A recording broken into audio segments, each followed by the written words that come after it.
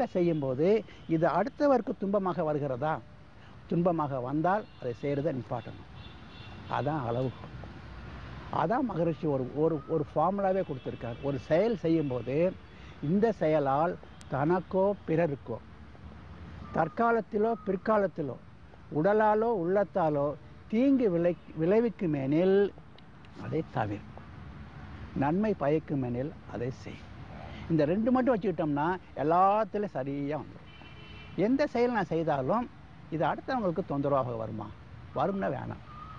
அப்படி அடுத்தவர்களையே நான் மையப்படுத்தியே எனது வாழ்க்கை அமையும் போது, நான் யாருக்கும் தீங்கை விளைக்காமல் வாழ்கிற போது இந்த சமுதாயம் உயரும். அடுத்தவர்களை பற்றியே ஒன்றொன்றையும் நான் நினைத்து செய்யும் போது அதில் என்னுடைய வளர்ச்சி அதில் அடங்கி இருக்குமா? கண்டிப்பாக இருக்கணும். தான் வளரணும், சோம்பேறியாக இருக்கக்கூடாது. தான் வளரணும். ஆனால் எனது வளர்ச்சியினால் ஒருவரை அழித்து ஒருவரை குறை கூறி அதன் மீது நான் வளர்ந்தேனே ஆனால் எனது வளர்ச்சி உண்மையான வளர்ச்சி அல்ல. எனக்குள்ள ரிசோர்ஸ், எனக்குள்ள சூழ்நிலை அவ்வளவும் பயன்படுத்தி நான் வளர்ந்துக்கிட்டே இருக்கணும், அல்லது நான் சோம்பேறி ஆகிடுவேன். ஆனால் நான் வளரும்போது எனது வளர்ச்சி ஒரு சமுதாயத்தின் வளர்ச்சியாகவும் இருக்கணும். சமுதாயம் அதை பார்த்து பெருமைப்படணும். ஆக ஒரு சமுதாயத்தின் வளர்ச்சியோடு என்னுடைய வளர்ச்சியும் இணையும் போது அது உண்மையான வளர்ச்சி.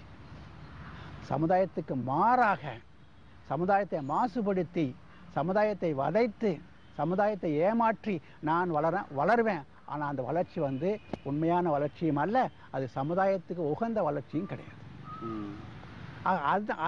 அந்த இடத்துல தான் நம்ம கொஞ்சம் கேர்ஃபுல்லாக இருக்கணும்.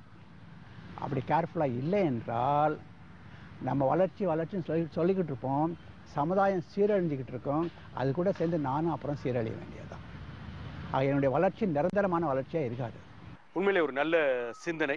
அந்த நல்ல சிந்தனையோட இந்த சந்திப்பை நிறைவு செய்வோம். இந்த சந்திப்பு உண்மையிலே ஒரு பயனுள்ள சிந்தனைகளை அறிவியல் பூர்வமாக அணுகக்கூடிய ஒரு சந்திப்பாக அமைந்திருந்தது. உங்களுடைய இந்த பணிகள் சமுதாயத்துக்கு பயன்படக்கூடிய வகையில் மென்மேலும் தொடர எங்களுடைய வாழ்த்துக்கள். மகிழ்ச்சி. கலைஞர் டிவியினுடைய ரசிக பெருமக்களுக்கு என்னுடைய வணக்கத்தை கூறி, இந்த வாய்ப்பை கொடுத்த உங்களுக்கும் நன்றி கூறி இந்த நிகழ்ச்சியை நாம் நிறைவு செய்கிறோம். வாழ்க வையகம், வாழ்க வளமுடன். அடிப்படை அறிவிப்புகள் அவை எப்படி வாழ்க்கை தத்துவத்தோடு இணைந்தவை என பல்வேறு கருத்துக்களையும் இதுவரை பயனுள்ள வகையில் நம்மோடு பகிர்ந்து கொண்டார் இன்றைய சிறப்பு விருந்தினர் அழகர் ராமானுஜம். மீண்டும் நாளை காலை இன்னொரு சிறப்பு விருந்தினரோடு சந்திப்போம். நன்றி, வணக்கம்.